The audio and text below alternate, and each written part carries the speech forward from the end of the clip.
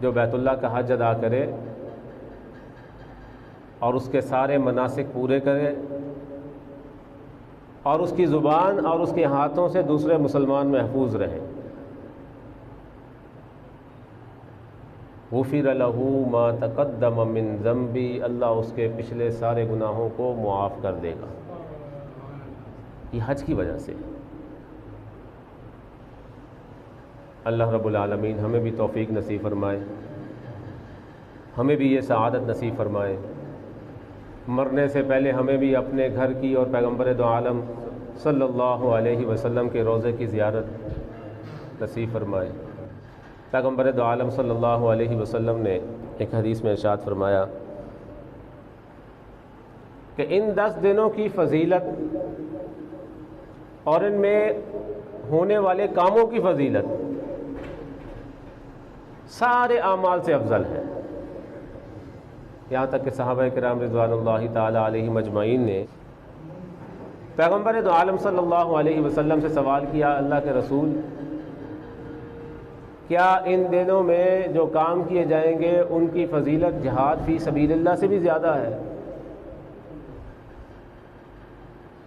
پیغمبر دو عالم صلی اللہ علیہ وسلم نے ارشاد فرمایا، ہاں ان دنوں میں ہونے والے کاموں کی فضیلت جہاد فی سبیل اللہ سے بھی زیادہ ہے، سوائے اس کے کہ کوئی شخص اپنے مال کے ساتھ اور اپنی جان کے ساتھ اللہ کے راستے میں لڑتے لڑتے مارا جائے اور وہ اپنے گھر واپس نہ جائے۔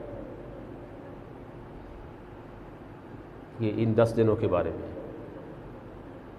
جن 10 دنوں کی فضیلت اور جن 10 دنوں کی اہمیت کے حوالے سے اللہ رب العالمین نے والفجر وليال عشر کہہ کر قسم اٹھائی، اور پھر جو حدیث سے جو بات ملتی ہے کہ جو بھی کام کیا جائے گا اس کی فضیلت ہے، جیسے ہم صدقہ کریں، خیرات کریں، کوئی اور نیک کام کریں، جیسے ہم کہتے ہیں کہ جب لیلۃ القدر کی رات ہوتی ہے تو اس رات میں نفل پڑھ لیے جائے، قرآن کی تلاوت کر لی جائے، ذکر و تسبیحات کر لیے جائے، استغفار کر لیے جائے، اللہ کے راستے میں مال خرچ کر لیا جائے، جو بھی کام ہوگا اللہ رب العالمین کو وہ عبادت پسند ہے۔ بالکل اسی طرح ان 10 دنوں میں جو بھی کام کیا جائے گا اللہ رب العالمین کو وہ پسند ہے، جو بھی نیک کام کیا جائے اللہ رب العالمین کو راضی کرنے کی نیت سے، اخلاص کے ساتھ۔ اور پھر روزہ رکھنا، کوئی بھی نیک عمل اختیار کرنا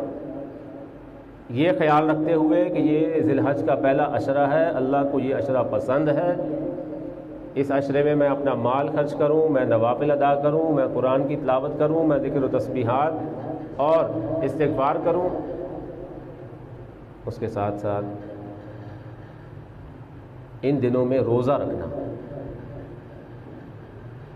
اس عشرے کے اندر روزہ رکھنا، پیغمبر دو عالم صلی اللہ علیہ وسلم نے ارشاد فرمایا کہ جس نے ان دنوں میں ایک روزہ رکھا اس کو 1 سال کے روزوں کا ثواب ملے گا۔ اس طرح ہم باقی دنوں میں محرم کے روزوں کی بات ہوتی ہے، عبادت تو وہی ہے جو پیغمبر دو عالم صلی اللہ علیہ وسلم نے بتائی، اس کے علاوہ کوئی عبادت نہیں۔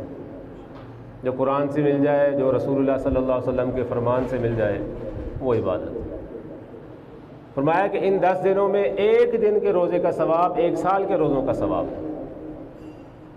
اور فرمایا کہ جو عرفہ کا دن ہوتا ہے، عید سے 1 دن پہلے کا دن، جس دن رکن اعظم ادا کیا جاتا ہے، اس دن جو روزہ رکھے گا اس کے 1 سال کے گزشتہ سال کے گناہ اور 1 سال آئندہ سال کے گناہ معاف ہو جائیں گے۔ یہ کتنا مشکل کام ہے۔ رمضان کے روزے بھی تو ہم رکھتے ہیں پورا مہینہ، 29 دن 30 دن، 2 کام ہو گئے، اعمال اختیار کرنا، جو بھی اللہ کو اللہ کی طرف سے توفیق ملے، روزہ رکھنا، اور تیسری چیز کہ ان دنوں میں جب ذی الحج کا چاند نظر آ جائے ان لوگوں کے ساتھ مشابہت اختیار کرنا کہ جو حج کے لیے گئے ہوں۔ جو حج کے لیے جاتا ہے، احرام باندھ لیتا ہے، تو احرام کی حالت میں وہ نہ بال کٹوا سکتا ہے نہ ناخن کٹوا سکتا ہے۔ تو اس مستحب عمل کو اختیار کرنا کہ ہم بھی گویا اس طرح کی حیت اور شکل اختیار کر لیں کہ جس طرح حجاج کرام کی ہوتی، جس طرح ہم باقی دنوں میں ایک دن متعین کرتے ہیں سنت کے مطابق کہ جمعے کے دن ناخن کاٹے جائیں، جمعرات کی رات اور جمعے کا آنے والا جو دن ہے اس میں ناخن کاٹ لیا جائے، تو اسی طرح ان دنوں میں ذی الحج کی ابتدا سے پہلے، ذی الحج کا چاند نظر آنے سے پہلے بال کٹوا لی، جنہوں نے قربانی کرنی ہے وہ ناخن پہلے کاٹ لیں، اپنے بال پہلے بنوا لیں۔ یہ 3 طرح کے عمل ہیں جن کو ذی الحج میں اختیار کرنا چاہیے۔ اور پھر آخری بات کہ اس مہینے میں جس طرح حج ادا کیا جاتا ہے ویسے ہی ایک حکم اور ہوتا ہے جو حج کا حصہ ہے، اور وہ ہے قربانی۔